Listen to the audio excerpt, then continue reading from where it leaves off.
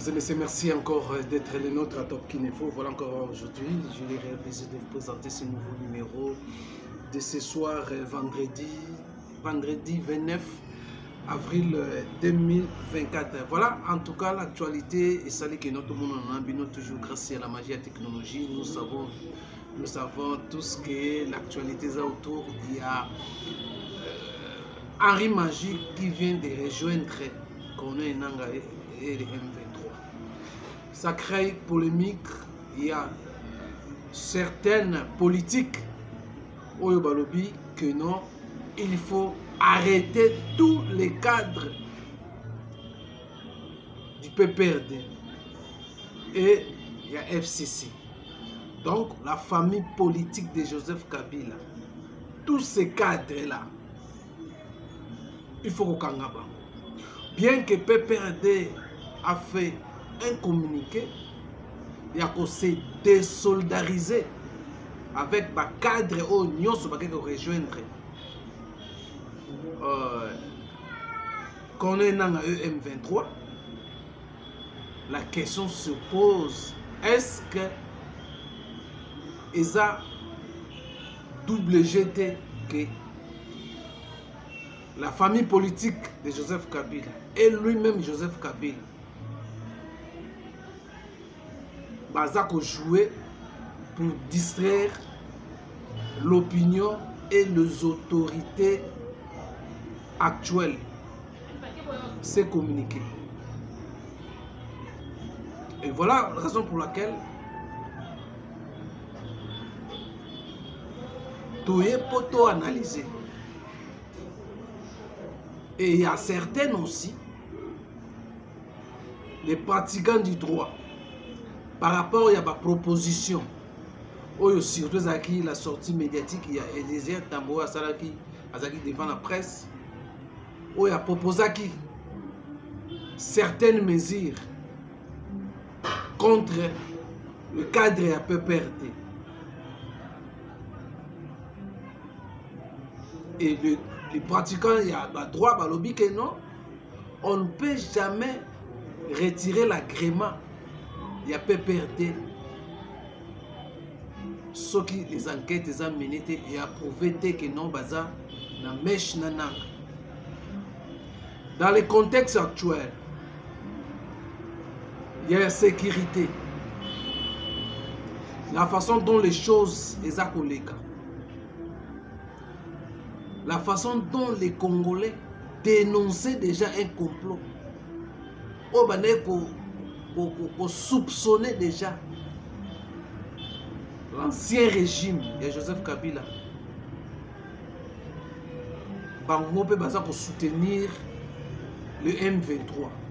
Tomoni départ Yananga a créé FCC. Basali coalition M23. Tomoni aussi comment les discours sur le plan international, Oyo, Rwanda va brandir que non, les conflits à l'Est entre les Congolais. Rwanda ne vient qu'intervenir pour protéger les Tutsis rwandais ou le sol congolais. Voilà une confusion. Oyo Rwanda a créé qui na mitou ya occidentaux, la communauté internationale. Oyo lelo, même le Conseil de sécurité des Nations Unies, on sent comme si Rwanda est plus écouté que la République démocratique du Congo. C'est par rapport à un plan Oyo Bazanango, il y a les richesses, il y a Congo. Donc on comprend bien que non, Rwanda est en train d'exécuter l'ordre de la communauté internationale. Et voilà, Rwanda a un discours. Alors, pour revenir dans le dossier, il y a PPRD qu'il faut retirer ou suspendre par l'existence de PPRD par rapport à Nengetomoni vague de Bandiko Kende. Il y a quelques jours, mois passé, l'honorable Eliezer Tambo dénonçait ça. que non, il y a un complot au sein de PPRD.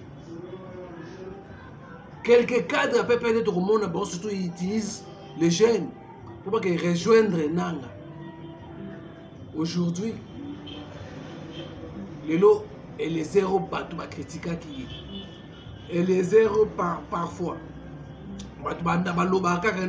Spécialiste en sécurité, sécurité.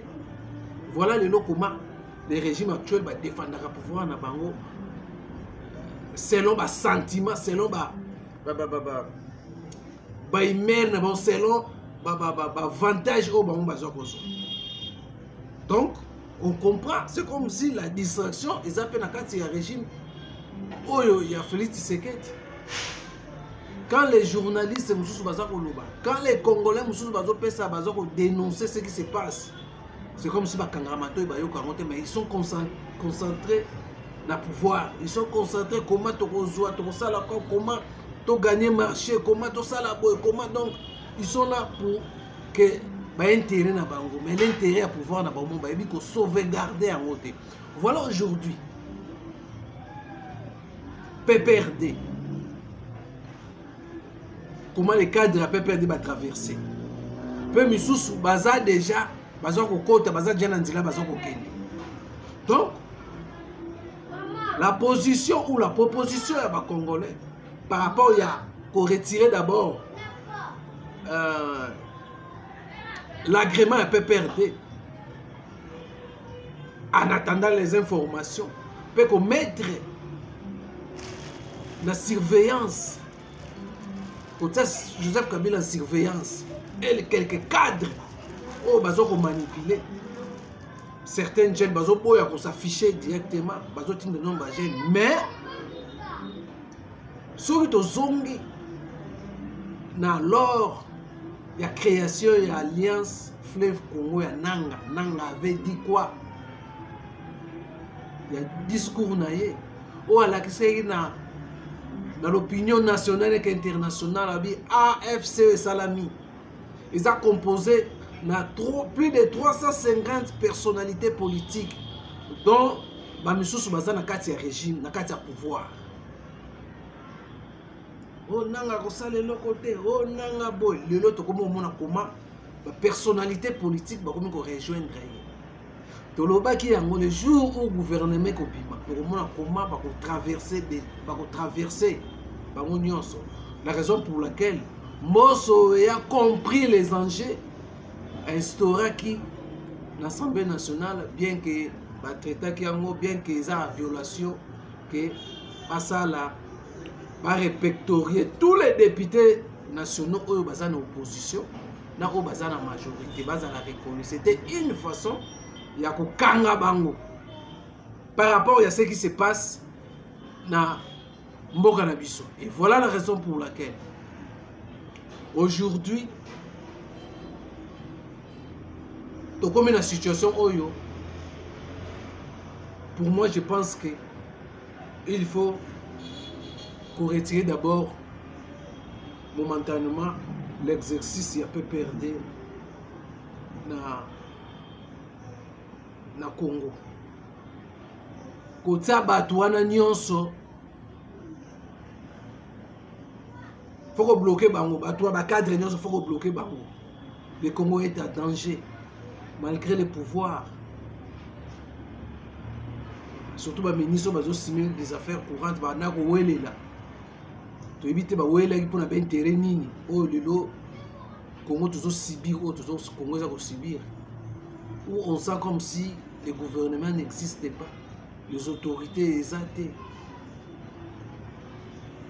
Voilà, PPRD accueilli. Bien que ça les communiqué, c'est désolidarisé. Malgré ces communiqués, ils ont rassuré que non, selon leur propre volonté PPRD. Mais pour des mesures, je rejoins Eliezer Tambwe dans communiqué.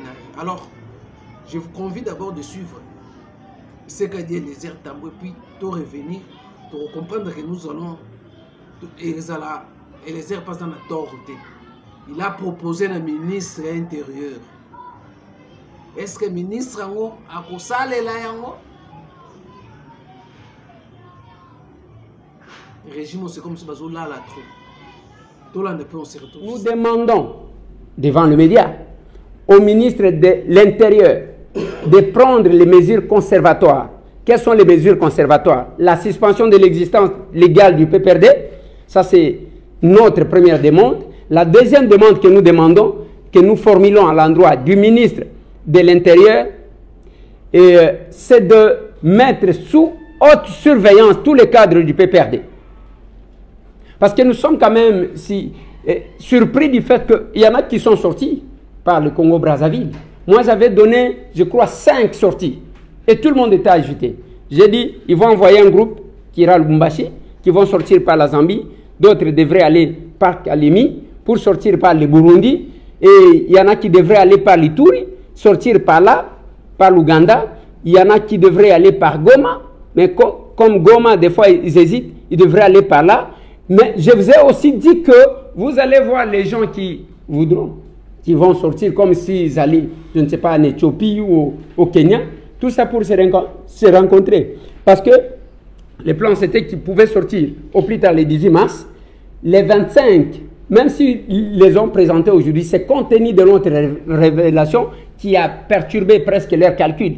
C'était prévu que le 25 mars, qu'on puisse présenter quelques Congolais qu'ils ont achetés à la face du monde, que non, voilà, c'est une question qui concerne les Congolais, ça ne concerne pas le Rwanda du tout. Vous avez entendu l'un d'eux venu du Katanga, entre guillemets, qui a presque dévoilé que le plan n'était pas au Rwanda comme tel, c'était l'affaire des gens du PPRD. Voilà au moins le pourquoi de ma communication de ce jour. Voilà, mesdames et messieurs, vous l'avez dit, Eliezer Tambo, par rapport à sa proposition, je crois qu'Eliezer Tambo avait dénoncé ça. Avait fait beaucoup d'émissions sur ça, sur les plans qui s'est fait au niveau de PPRD. Il faut vraiment les enquêtes. C'est une façon européenne à la sécurité. Yamboka va s'enquêter, va kende. Je crois, si réellement, oyo, ils ont ça, mais ça faux, tout ça le coup mais sinon déjà comme la kisami, sinon salade. Je crois que la sécurité faut qu'on dans la machine et leur sortie na Kiwanja Nanga promet de renverser le régime dans quelques jours. Et au lieu de résoudre les problèmes, le régime de Kinshasa a fait le choix délibéré de diviser le peuple, de rejeter d'autres peuples, de privilégier la famille, de privilégier le tribalisme, de voler et surtout de détourner, souvenez-vous des rares, d'assassiner les uns, tous les acteurs politiques, d'instrumentaliser la justice et le sort. Il a fait le choix délibéré et pour cacher son incompétence, le régime a tendance à jeter la faute toujours. Non, c'est la faute du président Kagame. Même quand on ne mange pas à la maison, on n'a pas le maïs. Non, c'est parce que le président Kagame a fait cette histoire. C'est ce que nous voulons balayer, c'est ce que nous allons balayer dans quelques jours. Et le chemin est pris. Dans quelques jours, nous allons prendre Goma, le Grand Nord, Kivu, les Kivu en général, la Grande Orientale, le Grand Équateur, les Katanga, les Kasaï, Bandundu, Congo central et la capitale. Nous venons à Kinshasa pour installer un régime fédéral, un système fédéral du pays, parce que les injustices que nous vivons, que toutes les richesses soient ramassées du pays pour être consommées seulement à Kinshasa, avec des détournements, c'est inacceptable. Le bien-être viendra de là, et le bien-être, ça part de quoi? Et ce qui est pour chaque Congolais, que chaque Congolais reçoive, que les Congolais mangent, que l'enfant aille à l'école, que les Congolais aient dans les soins primaires, que les Congolais se déplacent. Que les Congolais se déplacent quand ils veulent, mais qu'on commence le développement à partir, non pas de Kinshasa, mais à partir de la base. Voilà le bien-être, c'est là notre objectif que nous avons. Et je suis content, madame, que vous disiez que non, c'est un objectif noble. Malheureusement, ça dépend de toi et moi. Ça dépend des Congolais, ça ne dépend pas des Américains. Ça ne dépend pas des voyages en Arabie, au monde entier pour chercher je ne sais pas moi quoi. Non, ce sont des détourneurs. Ce sont des escrocs politiques. Est-ce qu'il sera en mesure de renverser le régime? Il a fait Tshisekedi. Quels font maintenant ma service à sécurité? Il y a un la service de sécurité va faire la ligne. Est-ce qu'il y a un travail? Ils ont salama, tous ils ont salama. Comment ces gens vont traverser? Ils vont bimaliba na mboka facilement. Est-ce que les frontières ils vont surveiller le déplacement de tout?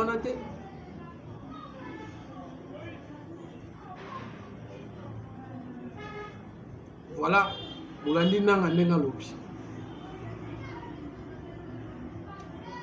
Ils ont rêvé. Bon, nous arrive. Est-ce que une réalité, Toyoka qui aussi, l'Angola joue une carte en défaveur de la République démocratique du Congo, où il y a un groupe, il y a soi-disant Rwandais qui sont à partir à Rwanda et parti Angola.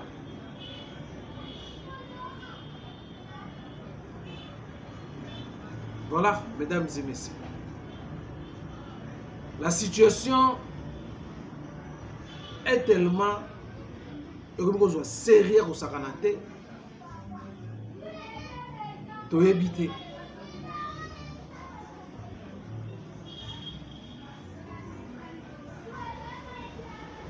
Est-ce que le régime, le pouvoir, va comprendre que non, va commis en danger? Pour va commis la distraction, va poster, voilà, va poster caca, va cop.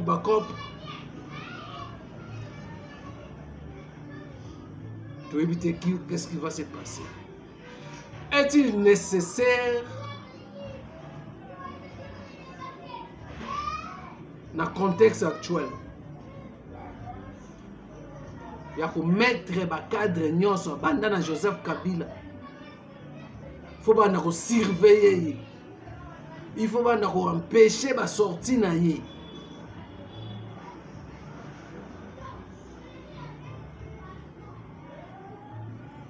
Et ce cadre peut perdre par rapport à autonomie, par rapport à la dénonciation au lieu comme prendre comme qu'on soit corps moussous. Alors, le ministre va-t-il réagir ou va continuer toujours pour battre l'ancien président? Il faut battre l'ancien président, il faut continuer toujours pour cajoler les régimes passés.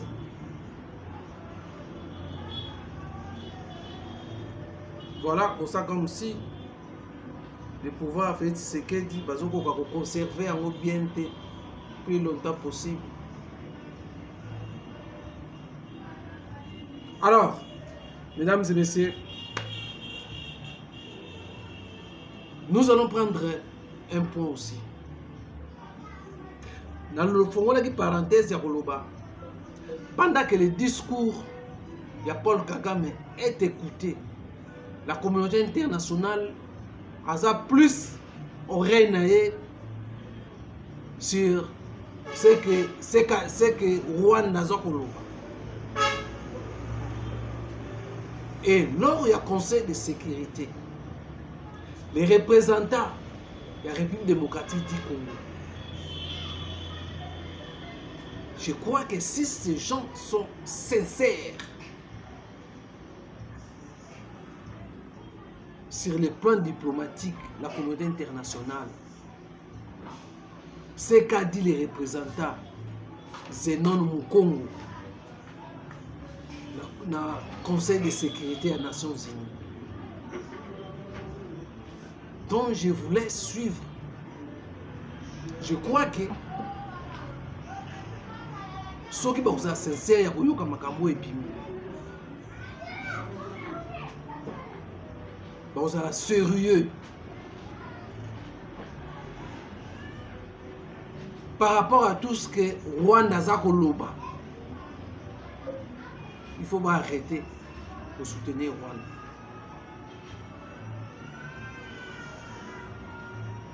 Il faut arrêter.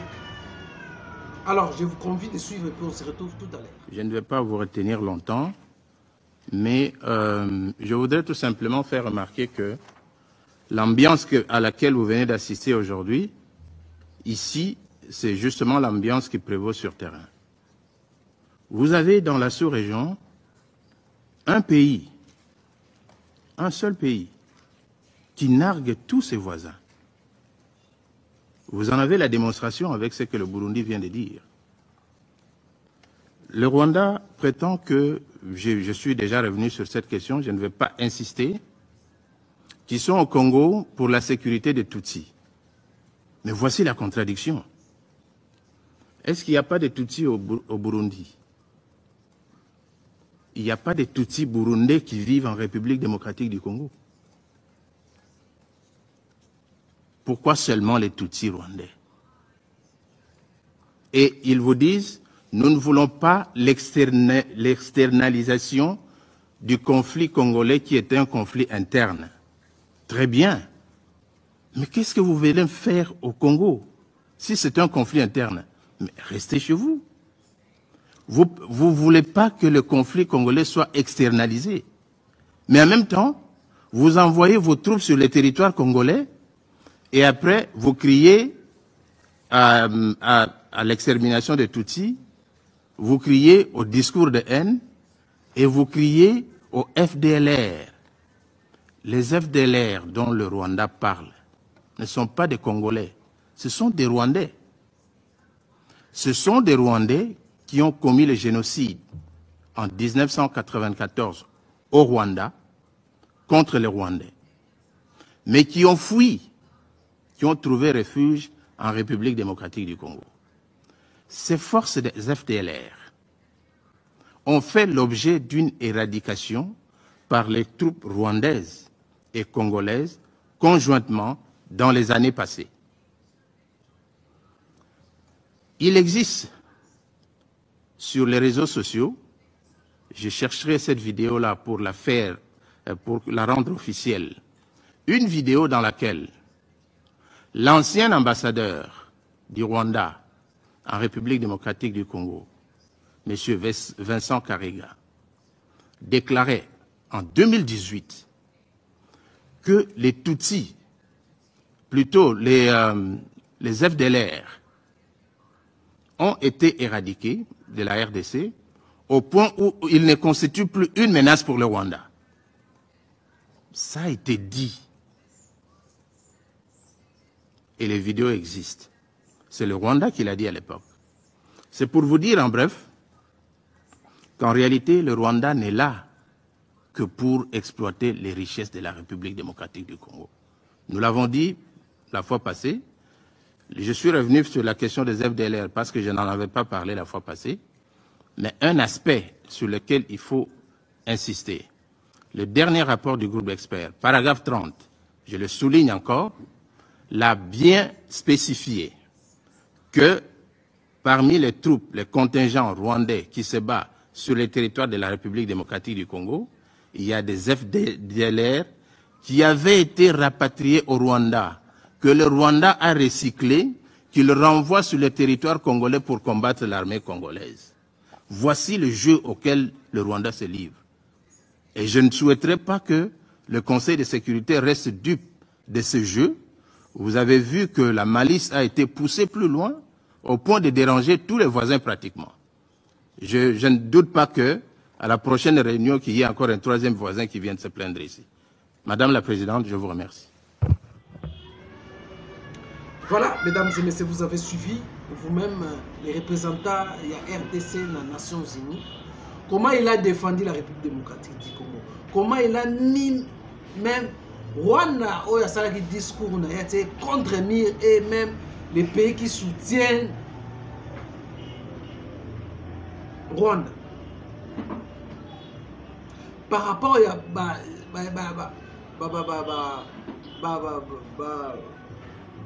la façon dont Rwanda a se défendre.